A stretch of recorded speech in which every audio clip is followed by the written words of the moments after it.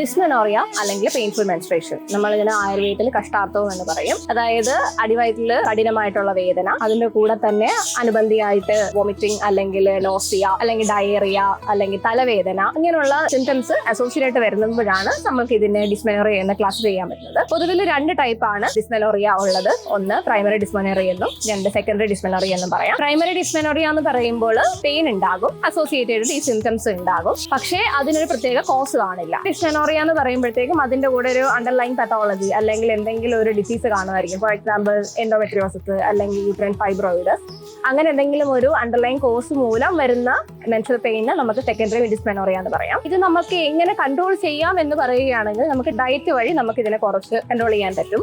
അതായത് ഓയിലി ആയിട്ടുള്ള സ്പൈസി ആയിട്ടുള്ള ഫ്രൈഡ് ഫുഡ്സ് കുറയ്ക്കുന്നത് വഴി ഒരു പരിധി വരെ നമുക്ക് ഇതിനെ കൺട്രോൾ ചെയ്യാൻ പറ്റും. അതുപോലെ തന്നെ കഫീന്റെ ഇൻടേക്ക് ഈ പീരിയഡ് ടൈം സമയങ്ങളിൽ അല്ലെങ്കിൽ ഒരു 1 വീക്ക് മുമ്പ് മാക്സിമം കഫീന്റെ അളവ് കുറയ്ക്കുന്നതും വളരെ നല്ലതാണ്. യോഗ പോസ്റ്റേഴ്സ് പറയുകയാണെങ്കിൽ നമ്മളുടെ ബട്ടർഫ്ലൈ പോസ്, അതുപോലെ തന്നെ ഭുജംഗാസനം, ഗോമുഖാസനം, ഈ പറയുന്ന പോസ്റ്റേഴ്സും ഈ പറയുന്ന പീരിയഡ് ക്രാംസിനെ കുറയ്ക്കാൻ നല്ലതാണ്. സ്ട്രെസ് ഒരു വളരെ വലിയ ഫാക്ടറാണ് ഈ കാര്യത്തിൽ. ഇപ്പൊ നമ്മൾക്ക് സ്ട്രെസ് കൂടുന്നതനുസരിച്ച് പീരിയഡ് ക്രാംസ് കൂടാനുള്ള ചാൻസും കൂടുതലാണ്. അതിനാല് പ്രാണായാമം മുതലായിട്ടുള്ള ടെക്നിക്സ് ചെയ്ത് ഈ സ്ട്രെസ് നമുക്ക് കുറയ്ക്കേണ്ടതാണ്. 3 മാസത്തോളം കണ്ടിന്യൂസ് ആയിട്ടുള്ള മെഡിസിൻ കഴിക്കുകയാണെങ്കിൽ വളരെ ഒരു പോസിറ്റീവ് ആയിട്ടുള്ള റിസൾട്ട് നമുക്ക് ലഭിക്കുന്നതാണ്.